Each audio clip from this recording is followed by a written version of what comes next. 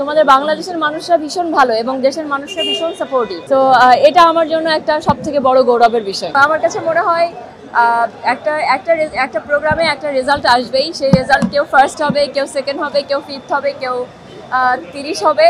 But এখানে প্রত্যেকটা contestant perfect এবং প্রত্যেকটা কন্টেস্টেন্ট অনেক প্রিপেয়ার্ড। সো সেই জায়গা থেকে আমরা বাংলাদেশিরা ফার্স্ট টাইম কোনো পজিশন পেয়েছি এবং আমার কাছে মনে হয় এটাই আমাদের জয়ী। আমার কাছে সবথেকে গৌরবের বিষয় যেটা, আমি যখন ওখানে ছিলাম as a miss universe Bangladesh, ওখানে যেসব জার্নালিস্ট ভাইয়েরা ছিল ওখানে বিভিন্ন কান্ট্রি থেকে, তাদের কাছে বাংলাদেশের অনেক পরিচিতি হয়েছে আপনাদের জন্য।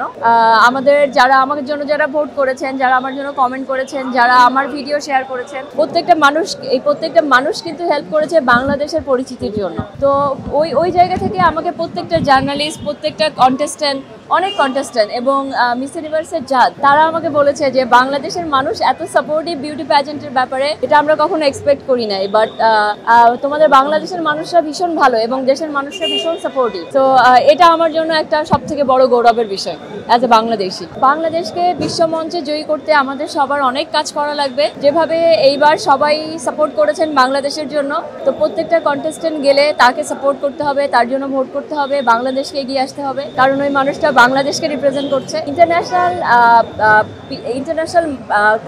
ইন্টারন্যাশনাল কন্টেস্টেন্ট এবং ইন্টারন্যাশনাল পাবলিক যখন দেখবে যে বাংলাদেশের মানুষ বিউটি প্যাজেন্টের ব্যাপারে এত serious, like Thailand, like Philippines, এই দেশের মানুষরা কিন্তু অনেক সিরিয়াস বিউটি প্যাজেন্টের ব্যাপারে। সো বাংলাদেশের মানুষ ফার্স্ট টাইম এত সিরিয়াসনেস দেখাচ্ছে। তো এইভাবে যদি প্রত্যেক বছর করতে থাকে তাহলে বাংলাদেশের কন্টেস্টেন্ট জয়ী হবে। বাট অনেক সময় লাগবে এবং ডেফিনেটলি আমার মিস ইউনিভার্সের অর্গানাইজেশন যারা আছে এবং আমাদের মিস ইউনিভার্সের ন্যাশনাল ডিরেক্টর যে আছে, সে মিস ইউনিভার্সের সঙ্গে বিভিন্ন ধরনের বিজনেস রিলেশনশিপেও যাচ্ছে। আমরা স্কিন কেয়ার প্রোডাক্ট লঞ্চ করছি এবং মিস ইউনিভার্সের যে টোটাল যে প্রোগ্রামের যে অথরিটি আছে এখানে চালানোর জন্য, সেটা নিয়েও আমরা কথা বলছি। তো এইগুলি কিন্তু সবই বিজনেস রিলেশনশিপ। তো এইসব নিয়ে আমাদের ন্যাশনাল ডিরেক্টর, আমাদের টিম কাজ করছে। এগুলি যখনই আস্তে আস্তে শুরু হবে, বাংলাদেশের কন্টেস্টেন্টরাও ভালো পজিশন পাবে।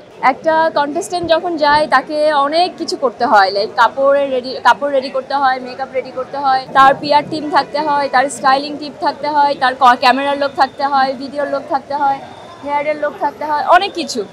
It's a team work. তো ওই জিনিসটা ম্যাক্সিমাম জিনিসই আমি একা করেছি।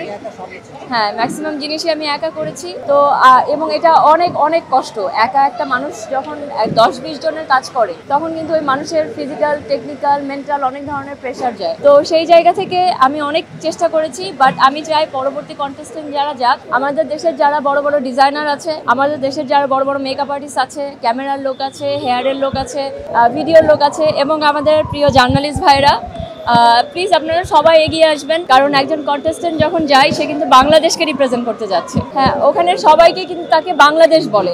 সো প্লিজ আপনারা সবাই এগিয়ে আসবেন এবং প্লিজ সবাই হেল্প করবেন।